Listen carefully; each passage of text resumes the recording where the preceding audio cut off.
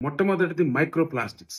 మైక్రోప్లాస్టిక్స్‌ని వాడకూడదు. Less than 5 ఉన్న మైక్రోప్లాస్టిక్‌ని మనం వాడతా ఉంటే, అది మనం తినే ఆహారంలో ఉంటది, నీళ్లలో ఉంటది, నేలలో ఉంటది, మట్టిలో ఉంటది. అలాగే ఎయిర్‌లో కూడా ఉంటది. ప్రతి సందర్భంలో మనం దాన్ని తింటా ఉంటాం. దానివల్ల చాలా హార్మ్‌ఫుల్ ఎఫెక్ట్స్ ఉంటా ఉంటాయి.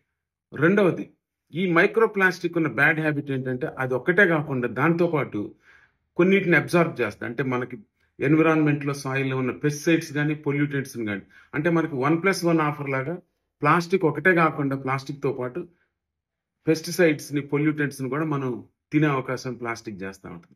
మూడవది, మనం వాడే క్యారీ బ్యాగ్స్, ఫుడ్ బ్యాగ్స్‌లో గాని, ఇయన్నిటిల్లో ప్లాస్టిక్ ఉంటది. ఆ ప్లాస్టిక్ హీట్ అయినప్పుడు గాని, లేదా సన్‌లైట్‌కి గాని కొన్ని లీచింగ్ జరిగి కొన్ని కెమికల్స్ రిలీజ్ చేస్తాయి.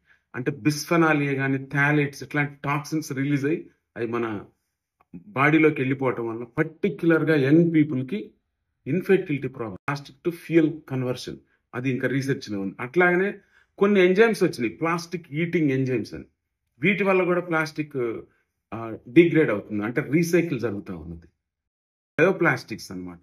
అంటే కొన్ని షుగర్ కేన్ నుంచి గాని, సెల్యులోజ్ నుంచి గాని, కార్ నుంచి గాని వచ్చిన దాంతో బ్యాగ్స్ తయారు చేయటం. కొన్ని రీయూజబుల్ మెటల్స్ లైక్ గ్లాస్ గాని, స్టీల్ గాని, ఇవి వాడకం చేస్తే ఖచ్చితంగా మనం ప్లాస్టిక్ నివారించొచ్చు.